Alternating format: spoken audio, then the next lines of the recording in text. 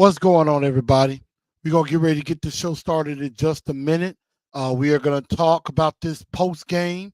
We got TNT post game. We're going to talk about this just embarrassing and humiliating 26-3 loss to the Houston Texans and what this means going forward because the Tennessee Titans did not do themselves any favors and they looked pretty bad in this game altogether. So we're going to talk about that.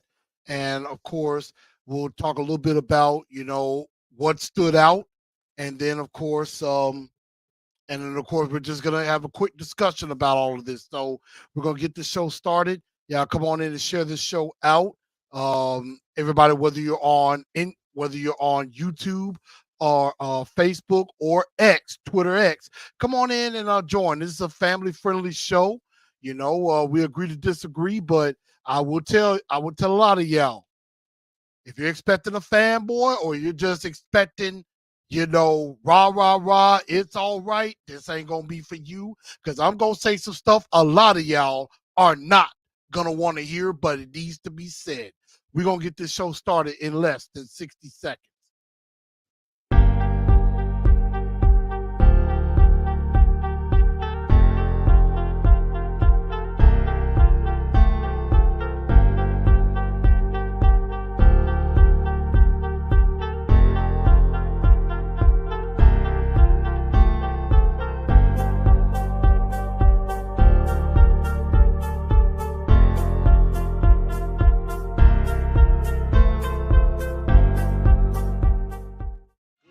Good evening, Titan Nation. How is everybody?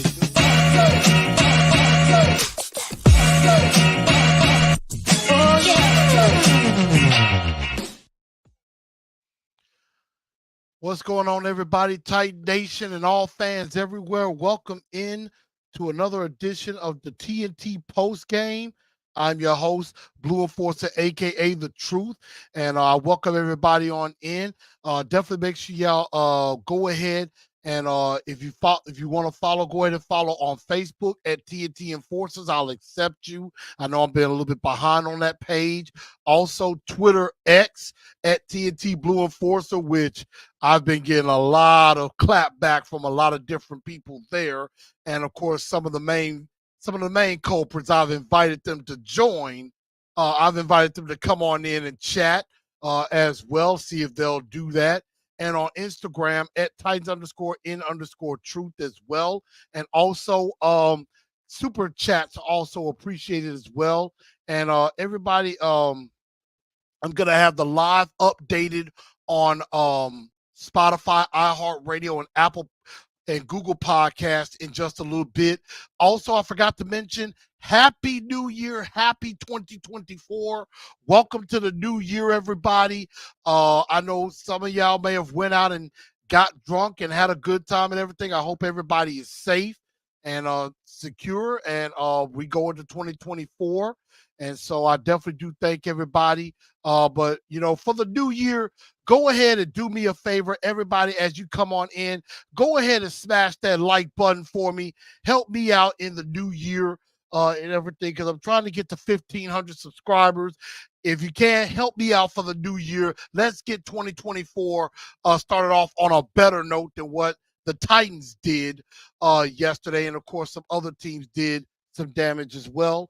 And if you're new to the channel, just like Collective Soul and a few others from yesterday, go ahead and join, subscribe to the channel, and ring that bell and hit all under your notifications. That way you'll know every time I go live. We're going to have some things coming up. I'm going to try to revisit and relaunch some things in 2024 and try to be a little bit more consistent. That's something that one of my resolutions for this channel, to make this the biggest, baddest, best show on YouTube, the best Titans content that you want to come to. You ain't going to want to go anywhere else. Although I will give some love to my guys, Titan Upload, Titan Rossi, 615 Podcast, and all those cats. The guys at the Sick Podcast, my man Sal. I got to give it up to those guys too as well. And also, if you can't listen to everything, make sure you go ahead and download Spotify, iHeartRadio, Apple, Google Podcasts. Download Titans and Truth on there so that way you can listen to that. Because, I know some people can't listen to the whole thing, and definitely do that. And you can also catch up that way. I'll have this episode and the live out today. That one I guarantee you.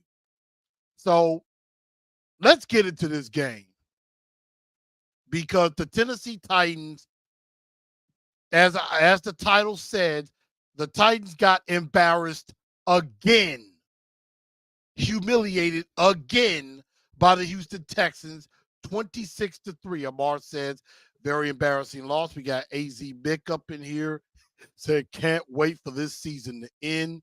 Derek Roberts tightened up. Collective soul. Congratulations to your Saints on their victory. I know who that. Victorious, and they're still trying to fight for their playoff lives. Of course, as Derek Roberts will come in and say, we got to coach better, play better. That much definitely cracks me up. Stevie is in here. Let's finish out this season. I definitely agree. I'm the only one that like the show. Support this, man. It's a free channel. Exactly. You're getting all of this for free. I definitely do appreciate super chats, because that helps me. It helps the channel. And I appreciate everybody sticking with me, even through the mic and audio difficulties that sometimes come up. Why the hell are we playing our quarterback Volcano? We're going to definitely get into that. Amar says, you've come a long way. Show has definitely gotten better. Man, I appreciate that, Amar. Thank you very much. And again, next week. And Miss Jackie said, please get us a new head coach. Sorry, not sorry. I know that's right. Trilogy, what's up? It's been a minute since I've seen you in here. And Xavier, my man Zach, Titans will have a top 10 first-round draft pick. We're guaranteed at least a top 8 draft pick. We could get as high as 4, but we can't go no lower than 8 that much. Narva dude, thanks, True, for the platform. Tough season, time for some major changes all season. Narva dude, thank you so much for the super chat. I definitely do appreciate that. It means a lot to me, so I definitely do appreciate it. But let's get into this game, y'all, because this was humiliating. This was embarrassing. The Tennessee Titans fall 26-3 in a game that wasn't even close from the kickoff. It was basically over from the beginning. And, to watch through all of that, it wasn't really a lot of positive to take away from that. The offensive line looked pitiful. Andre Dill Picklard, the nasty Dill Pickle,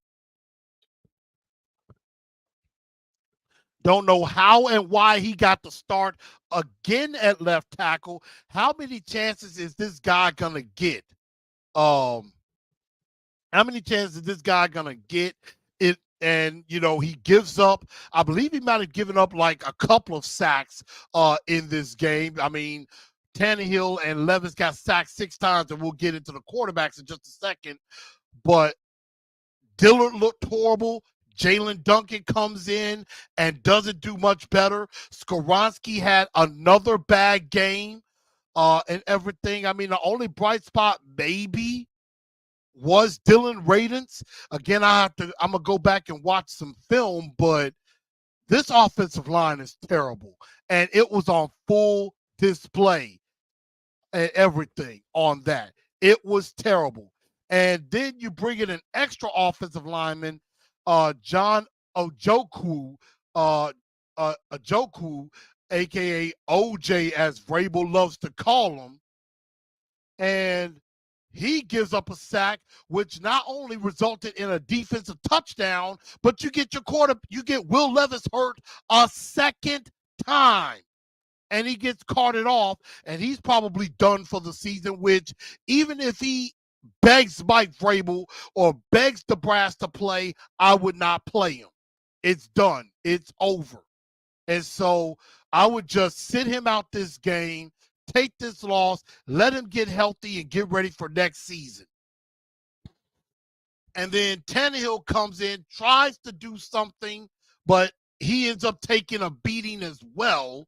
And, he even said in the post game, he felt like what John Wick felt like at the end of some of the movies. And he said he ain't even seen the movies, but knows what happened to John Wick.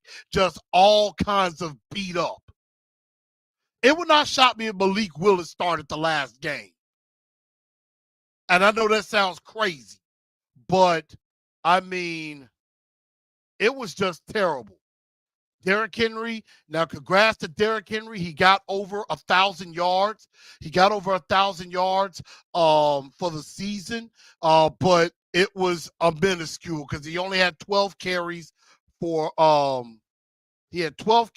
42 yards in this game. It was not good at all for the King. And Tajay Spears didn't fare any better. I think he had, I believe, and I can bring that up. I mean, Tajay Spears had like 5 carries. He had 6 carries for 0 yards in this game. It was bad. It was really, really bad. Traylon Burks, I am about ready to give up on him. I mean, Will Levis threw a nice deep ball that Traylon, it just got out of the fingers of him. He should have kind of went for it. I mean, he needs to bring that in. And then congrats to D Hop as well. He surpassed 1,000 yards, 7 catches, 72 yards. Haiti couldn't get in the end zone. I think he's gonna be he's a little bit over 1,000 yards. I think he'll get a bonus if he gets 1,050 yards, which I believe he should be able to get. Again, with this offense, you can never tell. I mean, DeAndre is 1,011 yards. He just needs 39 yards to get his $1 million bonus for yards.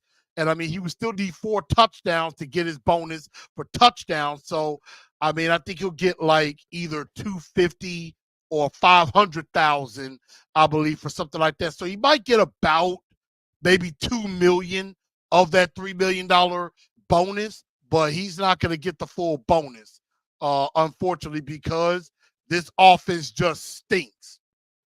On the defensive side, and I mean, let me go back to the offensive line because you let a bunch of backups take you down. But then again, was Andre Dill Pickler who gave up back-to-back sacks to Will Anderson Jr. And I mean, he comes in, hadn't played much in the last few weeks, comes in and picks up 2 sacks. Derek Barnett on that same side against Jalen Duncan, got cut by the Eagles, comes into the Texans. He gets 1.5 sacks in this game. I mean, it's really bad. I mean, it was a sack party. And the Tennessee Titans have given up 62 sacks on the year, and you still got 1 game left to go.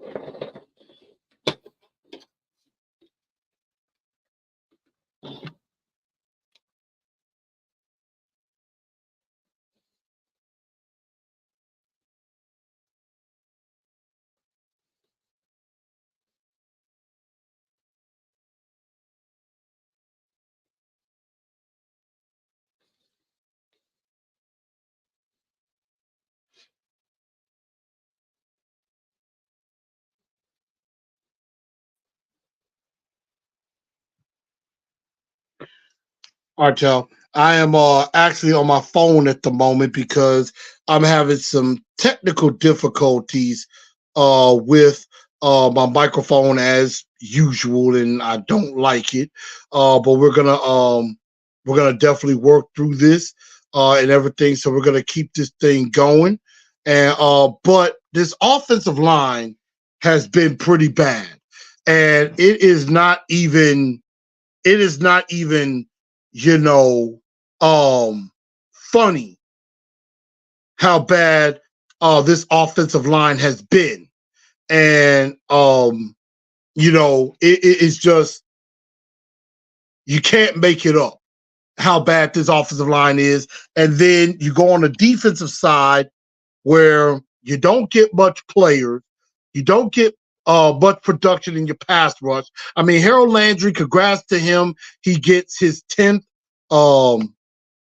He has 10 and a half sacks on the year. He has 10 and a half sacks on the year, and he has definitely quietly come along. But I mean, at the same time, it just seems that you can't get no pressure, you can't cover anybody, and you make all the other offenses just look good all the time. And it's terrible. And it is bad that this is what's happening, but things do need to change, and they need to change in a hurry. And I just, um, and I really don't see how that's going to be done under this current regime. I mean,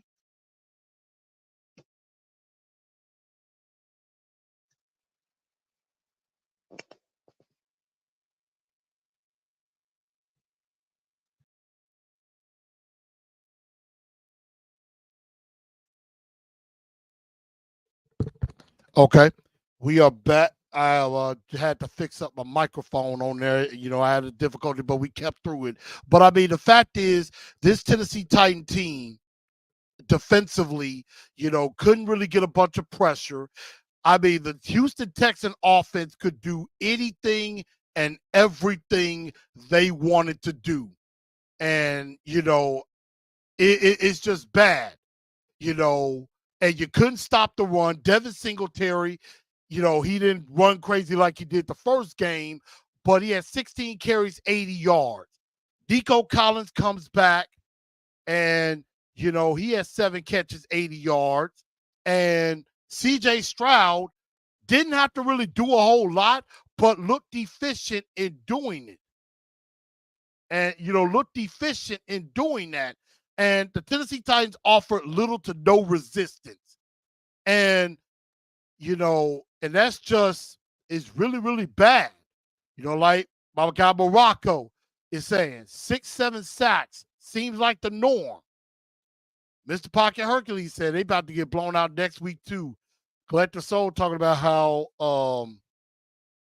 we look bad against how similar to how they look bad against Minnesota.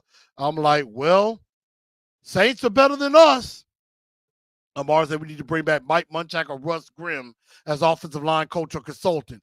I would be on my knees begging for one of those guys to come back. And so I would be on my knees begging one of them to come back. And it wouldn't even be a question when it comes to that. So I honestly, I mean, it just all looked bad. It was a complete blunder. And then on special teams, even though Ty Zentner actually punted pretty well in this game, you had a chance to get off the field. You had a chance to get off the field, and you had them pinned deep, and you could have gave yourself good field position. And then Caleb Murphy makes the catastrophic mistake running into the kicker on 4th and 5. You give them an automatic first down, and what do?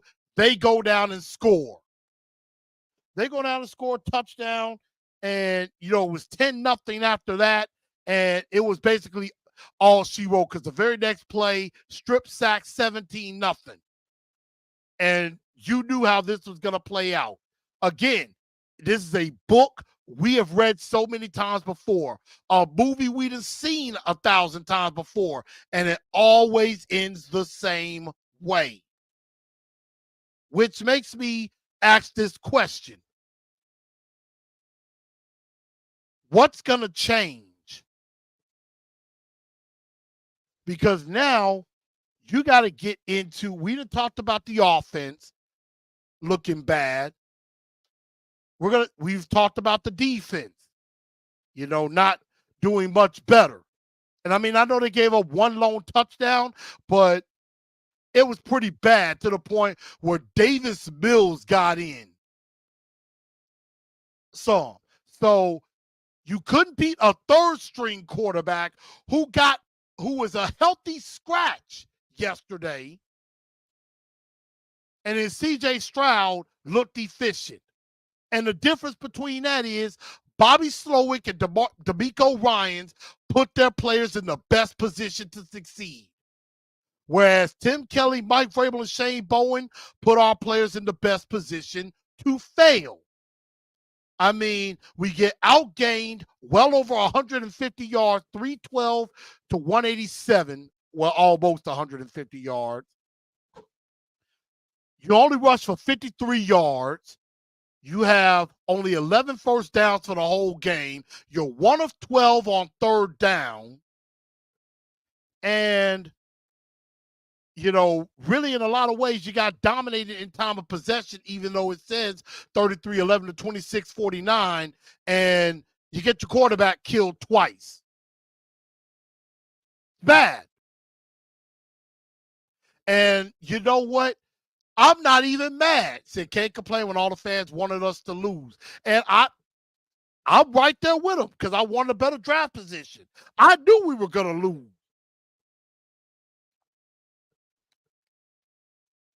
Which brings me to this. Why does it seem like all the games have the same script? Run, pass, punt. Pre-snap penalties. Showing no discipline. Not paying attention to detail. Don't seem like they're prepared. And in a way, it felt like the team quit yesterday. And I know what a lot of you are going to say, because I've heard so many excuses on Twitter X, it makes me sick. And it's the roster. It's John Robinson's fault. John Robinson messed this up for us. Once again. And I know a lot of people bag on Jarrett Stillman and everything, but he's not wrong when he says this. Quit with the excuses. And this is where I call some of you fans out. Stop with the excuses. A bunch of y'all want to defend Mike Vrabel so hard, acting like, oh, he's such a great coach. That's all I keep hearing from the local media. And don't get me wrong. I love Miss Teresa. I respect Miss Teresa. I respect Tehran. I respect all of the local media. But I got to call some of them out too. As much as I respect them. And I do this respectfully. Quit Colin Vrabel. Quit enabling Mike Vrabel. Everybody want to say it's John Robinson's fault. Yes. Did he have some bad draft choices? Absolutely. But he got fired and has been fired for over a year. A lot of this roster has Mike Vrabel's fingerprints all over it. And if you want a little bit more clarity on this, I want y'all to take a listen to a call from Titans Talkback. From Titans Talkback earlier from yesterday. I want y'all to hear this call. This was a great call, and y'all need to listen. 615-737-1045. Neil in Nashville, next on Titans Talk Back. Hey, Neil. Hey, guys. How are y'all? Good. How you doing, man? Hey, Kevin, man. I'd like to finally get to talk to you, man. I appreciate the time you put on the team when you played here, man. You and Mason and Chris Sanders, man. I thoroughly enjoyed watching you guys play. As a Tennessee hometown boy. So, thank you, sir. Appreciate you. I was going to talk about the offensive line. The first thing I got to say is that guy Rich that called in, there's no way that you can say Vrabel's a great head coach. One, this offensive line is not John Robinson's fault. Let's talk about this. Who signed Dillard? Vrabel. Who drafted Skoronski, an offensive tackle, and puts him at guard, and he's getting smashed? Who gave Brewer a $4 million contract for a 280-pound center that can't snap and can't block? Brunskill's been okay, and right tackle's been terrible. Not to mention, they didn't draft a wide receiver till the 7th round. They looked into Hopkins. They won't even throw Burks the ball, which I understand he's been hurt and all that. Yeah, I'll give Brown the Brown trade, Robinson, that wasn't great. But Vrabel needs to go. And Rand can go too if this is how it's going to be. I'm tired of mediocrity. I'm not putting excuses on nobody from here on out. I don't want to hear about Robinson. This is Vrabel's team. And if he's going to start making roster decisions, that's not good. If Rand's going to be the GM, he needs to get the players. Vrabel is not a GM. Now, that's just my thing. I'd like to see us go get the offensive coordinator for the Detroit Lions. It's turning into an offensive league. But that guy says Vrabel's a great head coach. I don't know anybody that's 5 and for the last 5 and 11. No, over the last 5 and 18, 5 and 18, 5 and 18, 19. If you include that 7-game losing skid from last season. Absolutely, they get you fired. Yeah, 100%. So, but guys, I appreciate y'all taking the time. But man, I want whatever beer that guy's drinking and watching the games. If he thinks he's a phenomenal head coach, then that guy needs to watch San Francisco. They need to watch some Baltimore Ravens. All right, but that's a gentleman by the name of Neil who called in. I hope everybody can hear all of that. But he's absolutely right. And this is what I have been saying all along. This is what I've been saying all along. Because a whole bunch of you, especially out there in Twitter world, and I'm going to clip this so y'all can hear all of that. A lot of people on Twitter want to make so many damn excuses talking about, oh, it's the roster. And, Vrabel had a bad roster. Nobody can coach this roster. Here's the thing. Quit blaming John Robinson. Like the caller said, who brought in Andre Dillard? John Robinson didn't do that. Mike Vrabel signed off on that. Who drafted Peter Skoronski, an all-American left tackle at Northwestern? Let me say that one more time. An all-American left tackle. And decided, you know what? I'm just going to move him to a position he's never played in his life. I'm going to move him to guard because he's got short arms. And I had an argument with this guy on Twitter who said, well, he's developed this player and that player. I'm like, you named like 3 players who were really good and already came in talented. The fact of the matter is, I said, look at Rashawn Slater in L.A., and he said, well, that's just one guy. He's an exception, not the rule. No, don't use that bullshit excuse with me. Rashawn Slater went to Northwestern just like Skoronski, played left tackle like Skoronski, had short arms like Skoronski, and the Chargers played him at left tackle. He was an all-pro. He's a Pro Bowl left tackle. Not saying Skoronski would have did exactly the same thing, but you don't know until you put him in that position where he belongs. He did the same thing to Dylan Radins. Dylan Radins played right tackle instead of his natural position at left tackle. Who decided to give Aaron Brewer $4.3 million instead of it at 2.6 and keep saying, well, I love Aaron Brewer. He's tougher than a $2 steak. John Robinson didn't give him that extra money. Daniel Brunskill, who brought him in? Now, Brunskill isn't terrible, but he ain't exactly great either. And then you lucked into Chris Hubbard a little bit, was okay. He gets hurt. Dylan Radins maybe getting a little bit better at times, but not 100% great. NPF gets suspended. He comes back. He looks terrible. This John Ojoku comes in, gives up the strip sack. Terrible. Who made all these decisions? Who decided to put these guys in the game in these situations? It wasn't John Robinson that did that. Mike Vrabel made those decisions.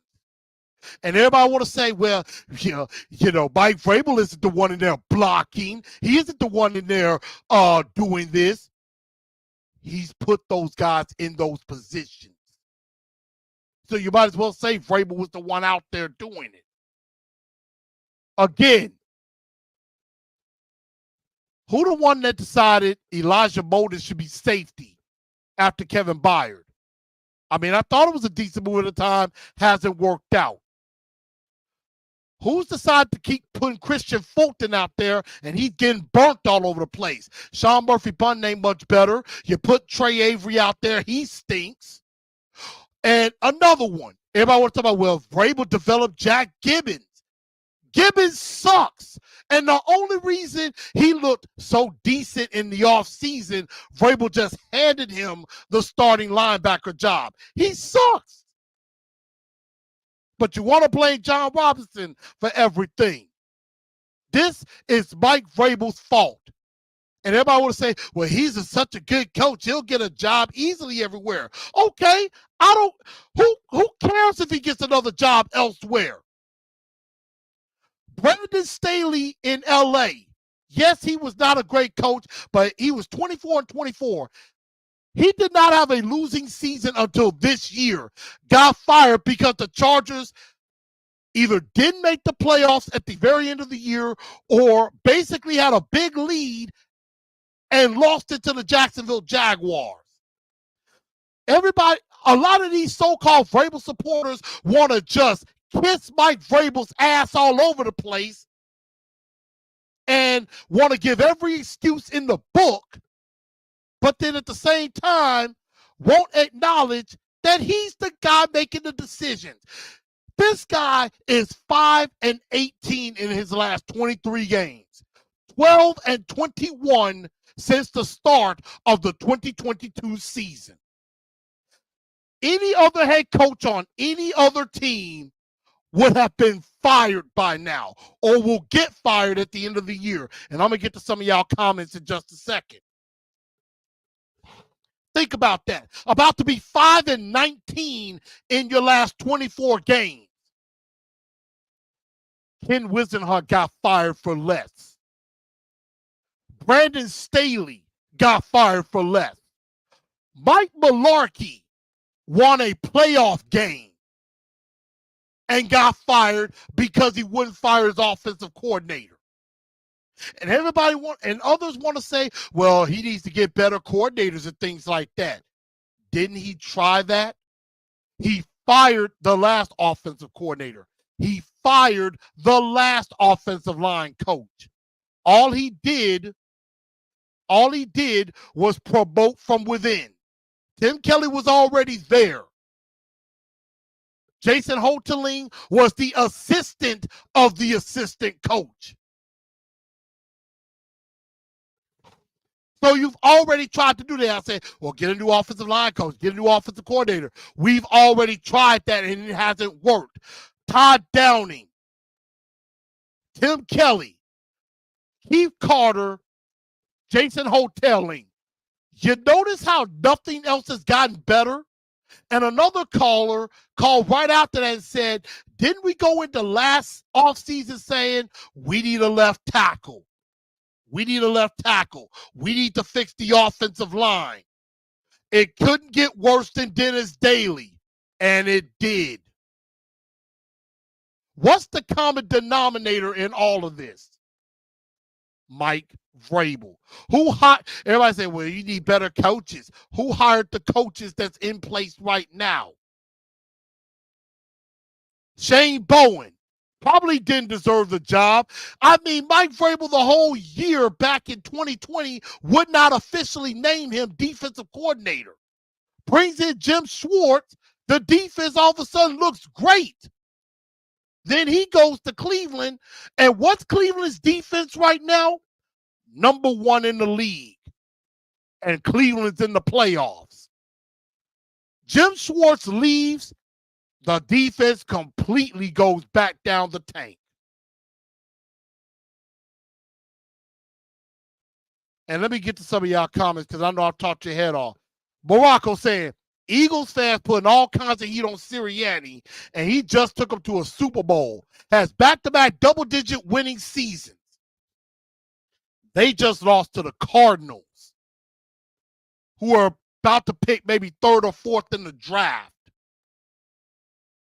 And Eagle fans are calling for Sirianni's head, and they just went to the Super Bowl last year. And Eagle fans are already wanting him out. Again, any other organization, Mike Vrabel would have been fired. And nobody would be calling him such a great coach as the local media and the national media wants to proclaim.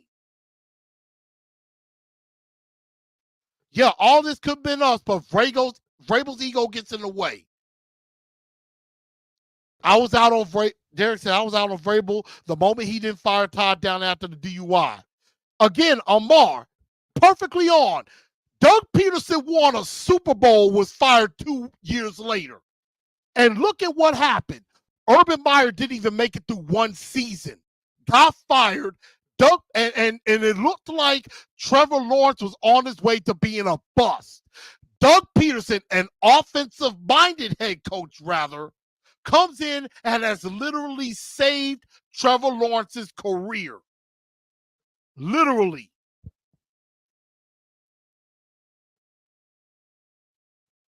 And I want everybody to win too.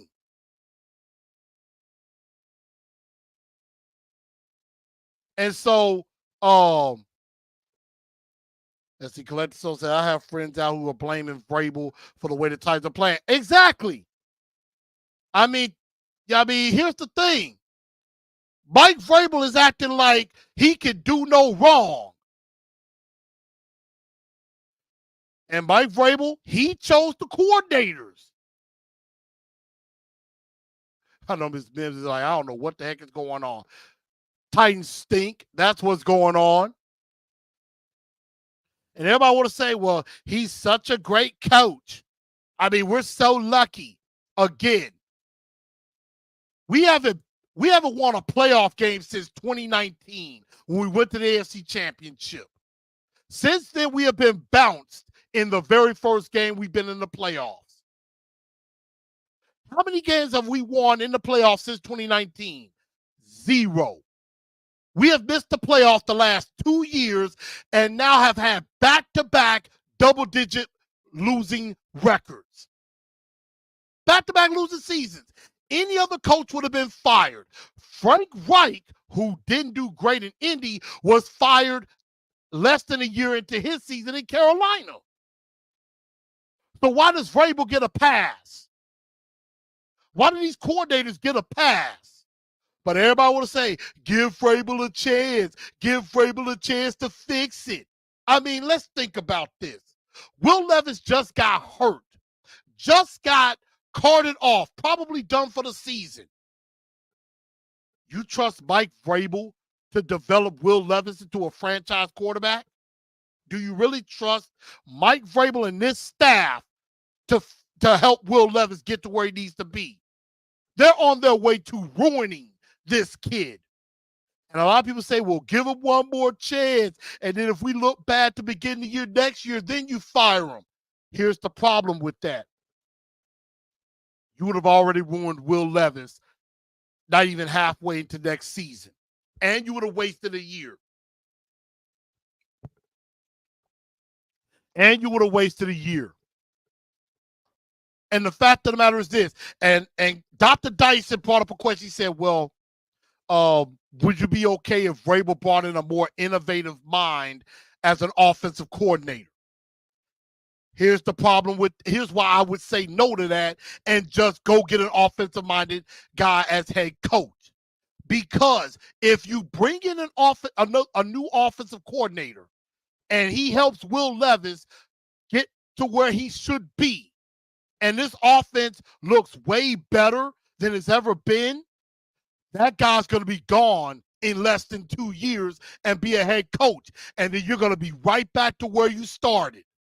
You're going to have to pick another coordinator and another coordinator. That's the problem that DeMeco Ryans is about to face. You notice 2 out of the 4 who are in playoff contention have offensive-minded head coaches. Bobby Slowick is about to be a head coach. And DeMeco Ryans is going to have to pick a new offensive coordinator for C.J. Stroud. DeMeco's about to face this problem. So don't be surprised if the Texans take a step back next year or the year after, depending on when Slowick goes to another team as head coach. And I'm with Brandon. It's everybody's fault. Vrabel is not exempt from this. And Derek Roberts is right. Mike Vrabel, and as long as Mike Vrabel is head coach, this offense will never, ever change. Whether Derrick Henry is on it or not. So, again, Vrabel has got to go. But the only problem is, I don't think Miss Amy Adams-Strunk has the guts to do it. Because she's thinking with her heart, not with her mind or pocketbook. She ain't thinking bottom line. She just loves Vrabel so much and is so dedicated to him so much that after losing 7 in a row, she gives him more authority, more power, and influence over the personnel. People want to say it's a collaboration. No, that's what we're covering it up as. Vrabel is running the show, and anybody that thinks otherwise is not thinking clearly.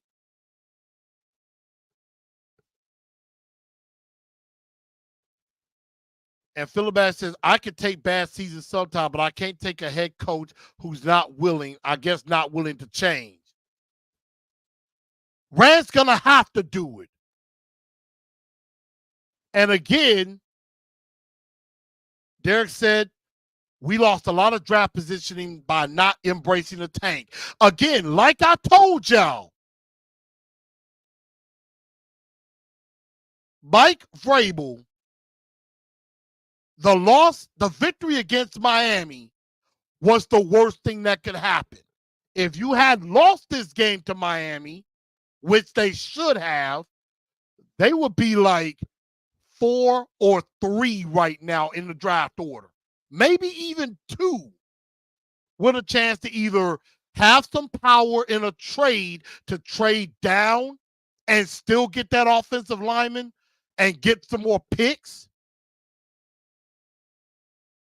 Or you could have drafted Marvin Harrison Jr. You could have had a lot of control because somebody's going to want to trade up for a quarterback. Let's say if Drake May or Jaden Daniels is on the board when you pick, there are going to be a few teams lining up wanting to trade up for that number 3 or number 4 pick, and you could get a little bit of capital back. Instead, you beat Miami, and now you lost a lot of draft positioning. Not to mention, the Giants didn't do you no Mason Crosby of the Giants did you no favor missing that kick. If he makes that kick, we're at least 6th right now.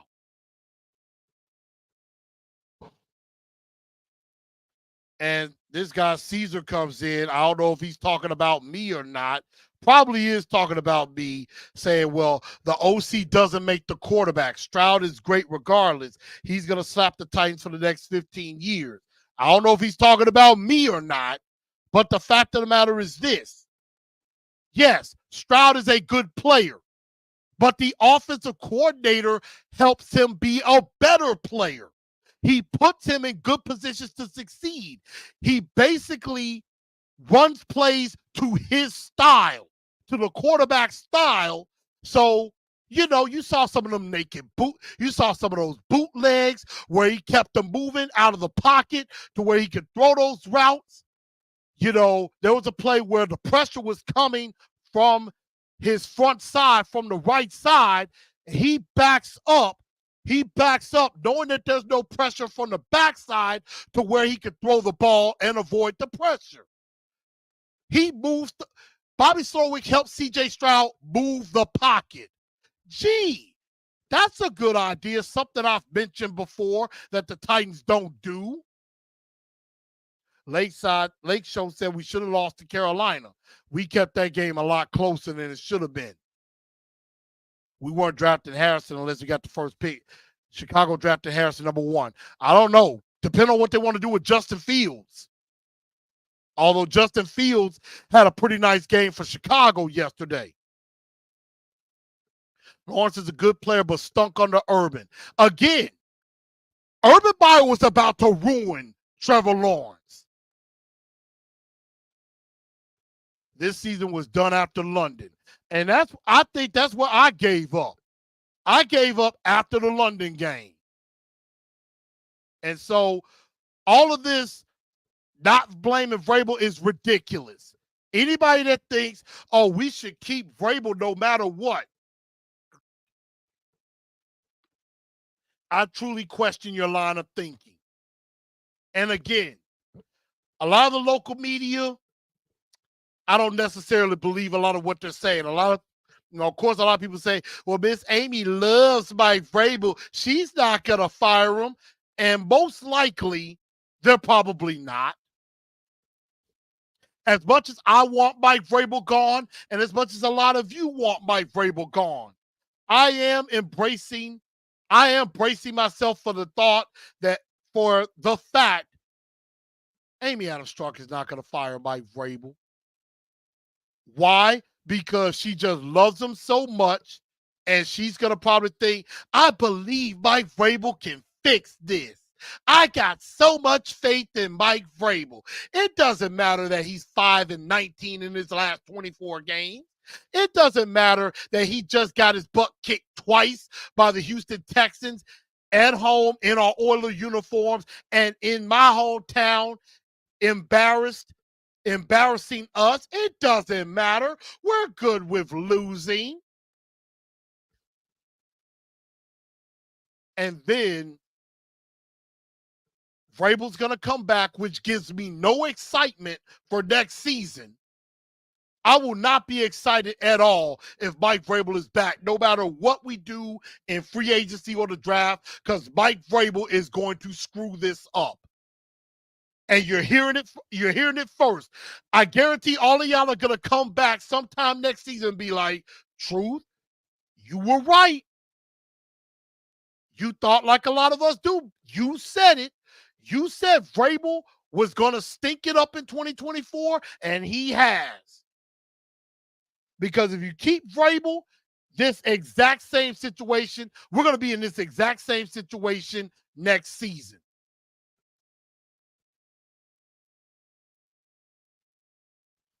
And it needs to be put on Rand. He's not going anywhere, to be honest. And you know what? That means the Titans ain't going anywhere either, except in the toilet. They're going to suck again next season, no matter what you bring in. Amar says, I think Mike Keith knows he's going to get fired.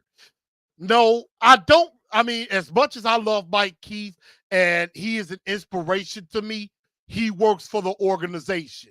He's not going to say anything out of line against Vrabel or against anybody in the organization because he works for the organization and he's not going to put his job on the line.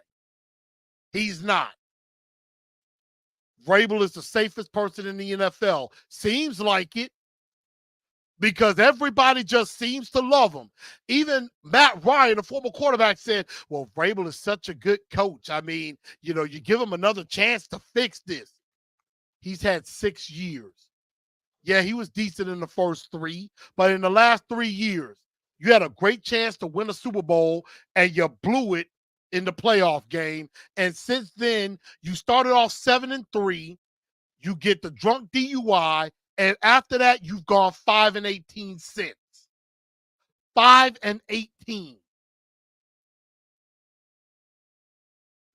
Again, a lot of other coaches would have been fired. But no, a lot of fans, just like the local media, nope. 5-18, 12-21 in your 12-21, in the last 2 years. Nope. Vrabel deserves no blame at all. You haven't developed any. No players have developed. A lot of players have regressed. Chig has regressed. Traylon Burks looks like a bust. Will Levis gets hurt. Your offensive line is worse than it was last year. Your defensive line can't get no pressure. Even with Big Jeff, you were having trouble getting pressure. You can't cover anybody. The team has systematically regressed every game. But no blame on Vrabel at all. Vrabel has nothing to do with developing players that were drafted that he helped pick. Nope, they don't blame him at all, which I think is ridiculous. And I get what you're saying. I wouldn't keep him either. But again, it's all what Amy Adams Strunk and Rand Carthon think. And I don't think Miss Amy has the balls to do it. I don't think she's going to do it. And I don't think she's going to give Rand the power that he should have to make this decision so he can go get his guy. And until that changes, this team is going nowhere fast. Now, people will ask me, well, if Mike Vrabel gets fired, who are you going to bring in to replace him? Let's see.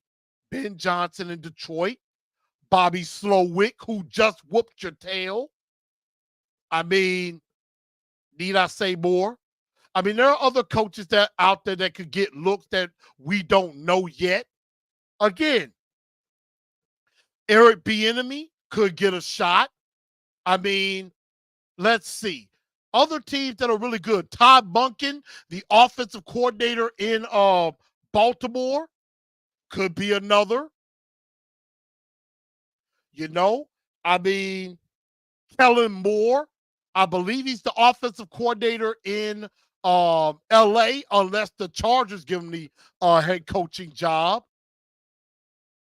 There's a couple of ways you could go with this. And so there's a couple of ways you could go, but I mean, it seems like there's a lot of fans out there that are afraid of the unknown and would rather stick with mediocre to damn near awful football than be afraid to try something different because you're afraid that's going to fail too. Be like, well, you can't keep switching up new coaches. It's just like trying to pick a quarterback. You keep doing it till you get the right one. And Trilogy's right. Amy doesn't have the balls and Rand doesn't have the power. We're going to be a 5-win team next year. If Vrabel stays, exactly. That is exactly going to happen, and we're going to have the same problems. And then a bunch of y'all are going to come back complaining, talking about, well, Mike Vrabel should go. Mike Vrabel, why did they fire him last season? And some of y'all have already called for his head. But I'm talking about the ones that defended Vrabel so much, going to come and talk about, they should have fired him last year. And I'm like, I told you so.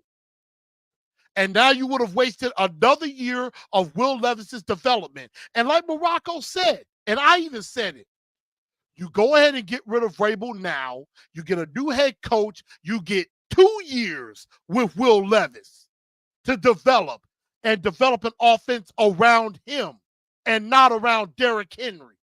You get it around him. You use Tajay Spears.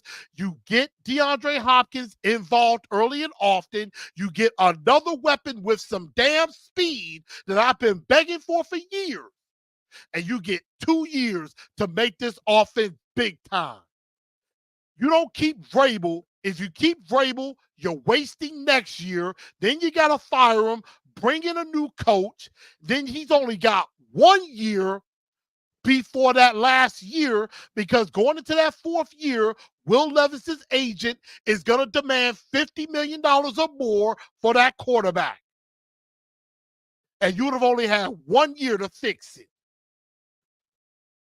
before you probably got to pay Will Levis a bunch of money.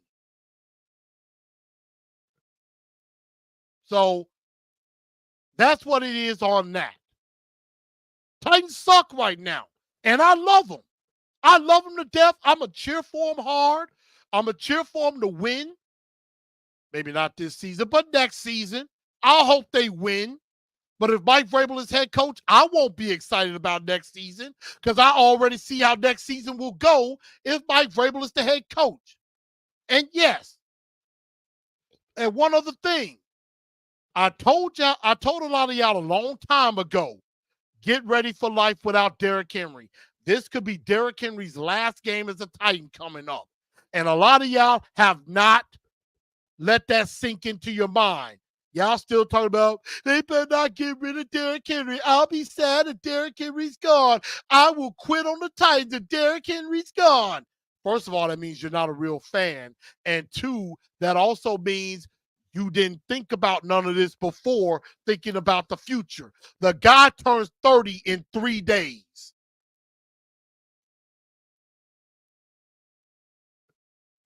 It's time to move in a different direction, people. So you either need to get on board or get the hell out of the way for the real fans. Get on board or get out of the way.